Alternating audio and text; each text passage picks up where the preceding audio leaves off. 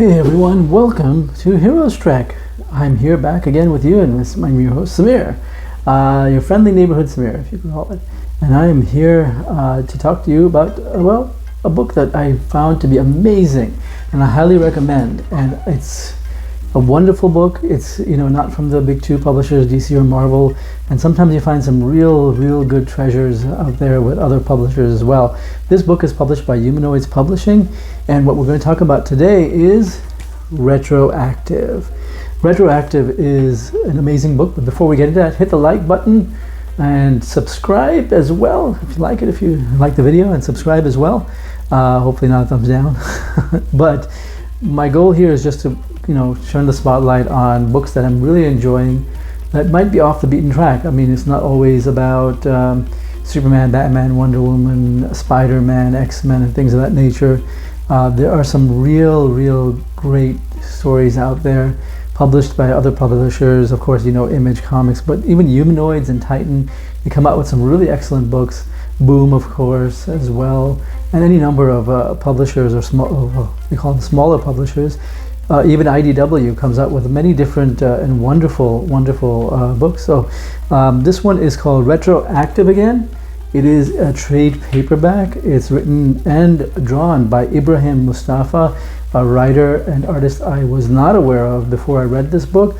I took a chance because I read the synopsis online with an online retailer, and I thought, wow, this sounds really interesting. And he is the writer and the artist, with Brad Simpson doing the color artwork, which is really great. All of the writing, the art, the coloring combined to really provide a new take on time travel. I mean, we love time travel, right? As sci-fi fans and aficionados, anything to do with time travel, and we are there, right? I mean, everything going all the way back to Terminator, The Time Machine, H.G. Wells, any number of time travel tales, Chrononauts by Mark Millar. All of these are time travel tales, but we're always intrigued by the potential of time travel, right? Who wouldn't want to go back in time and kind of change the things, the wrong decisions we've made, and kind of make things better, right? Or go into the future and see how things turn out. Are there flying cars? Are we back to the future? Things of that nature. But I'm happy to say that Ibrahim Moustafa really does a different take on time travel, a very realistic take, grounded in really the real world. And where he succeeds, I think where others fail, is that the time travel concept is not the star of the book. The star of the book is the main character that he's written, Tariq Abdel Nasser, who is an amazing character, an amazingly relatable character, and he's faced with many different choices and problems and challenges throughout this story that really make you feel every single hit he takes throughout the tale, and also to the ending, which is I found to be rather bittersweet as well. I don't want to give anything away, no spoilers in this whatsoever. The blurb from the back of the book is temporal agent Tariq Abdel Nasser is trapped in a time loop, living and dying over and over again. Pretty dramatic, right? But the story is so much deeper than just that. It really ties into on several different levels, as he works for this organization that is there to preserve the timeline, basically to make sure that nobody else goes back in time to change history. Like for instance, either saving JFK or going back in time and assassinating Hitler and things of that nature. It's an interesting subject. It's interesting about how they're trying to preserve the timeline. You have to take its course, because if you change the timeline, it could have unintended and disastrous consequences, and also create what they call remnants or time loops. But you have to read the book to really understand it, and I would recommend reading it twice, because the first run through is like an adventure tale. You go through it, it's action, excitement, and so on, and the second has all that, but then you start connecting the so-called timeline dots, and the ending really then pops even more and really resonates even more after the second read. Yes, this is one of those books that you can read over and over again and find nuances in each one.